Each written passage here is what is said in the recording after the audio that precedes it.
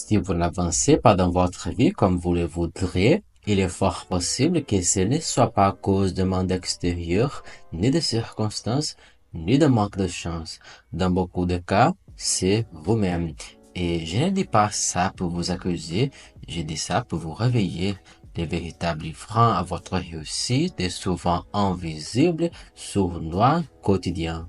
Il s'appelle l'autosabotage. L'autosabotage, c'est quand vos pensées, vos comportements ou vos chats contredisent silencieusement vos objectifs. C'est quand vous rêvez d'une grande vie, mais qui vous agissent comme si vous ne la méritez pas. Et le pire, c'est que cela peut devenir un automatisme et un programme intérieur que vous exécutez sans même vous en rendre compte. Parlons d'abord de la procrastination chronique, ces retards systématiques que vous imposez à vous-même. Ce n'est pas juste de la paresse, c'est souvent une peur déguisée, peur d'échouer, peur de réussir, peur d'être jugé.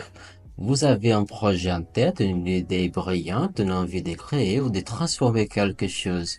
Mais à chaque fois que le moment d'agir arrive, vous trouvez autre chose à faire ou pire, vous doutez, vous attendez le bon moment. Ce bon moment ne viendra jamais parce que le bon moment, c'est celui que vous créez en agissant malgré la peur. Ensuite, il y a l'autodévalorisation permanente. Ce discours intérieur cruel, cette voix qui vous répète que vous n'êtes pas assez bon, pas assez prêt, pas assez légitime. Vous vous comparez aux autres et vous concluez systématiquement que vous valez moins. C'est un mensonge, mais à force d'y croire, vous commencez à faire des choix basés non pas sur vos rêves, mais sur vos peurs. Vous refusez des opportunités, vous ne postulez pas, vous n'osez pas demander et vous restez dans une version de votre vie bien en dessous de votre potentiel. Un autre piège subtil, c'est la recherche constante de perfection. Vous vous dites que vous voulez bien faire, mais en vérité, c'est une excuse. Vous reposez les actions parce que ce n'est pas encore parfait, pas encore peur, pas encore à la hauteur. Mais ce besoin de perfection est une forme déguisée de peur de l'échec. Vous attendez que tout soit aligné pour vous lancer, alors que c'est en vous lançant que les choses s'alignent. Vous voulez réussir sans jamais trébucher, mais c'est en trébuchant qu'on apprend à marcher plus vite, plus fort, plus loin. Il y a aussi ce phénomène insidieux qu'on appelle l'autosabotage relationnel. Vous vous entourez de personnes qui vous tirent vers le bas, qui doutent de vos projets, qui ne croient pas en vous. Ou pire, vous repoussez les gens qui veulent sincèrement vous voir briller. Pourquoi? Parce que quelque part, vous vous sentez plus en sécurité dans l'échec familier que dans la réussite inconnue. Vous sabotez vos relations saines, pas peur de l'intimité, pas peur de mériter quelque chose de vrai, de beau.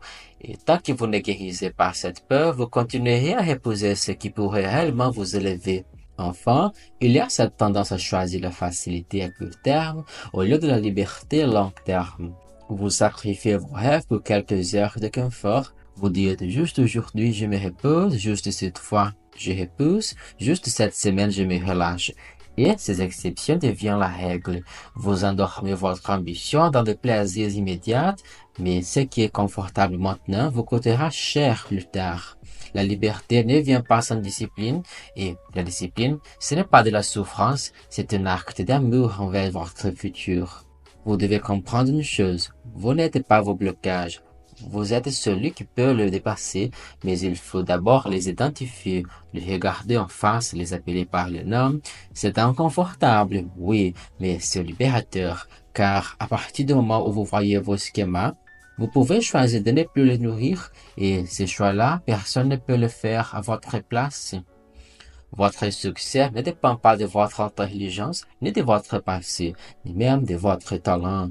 Il dépend de votre capacité à vous libérer de ce qui vous freine. Arrêtez de vous saboter, arrêtez de jouer petit.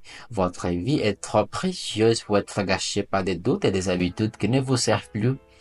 Vous méritez plus, mais pour obtenir plus, il faut agir comme quelqu'un qui y croit, qui s'y relève, qui décide, qui avance et qui ne se cache plus derrière ses excuses. Alors aujourd'hui, faites un choix, les choix d'arrêter de vous freiner, les choix de devenir enfin l'allié de votre propre réussite. Et rappelez-vous, vous êtes le seul obstacle, mais aussi la clé.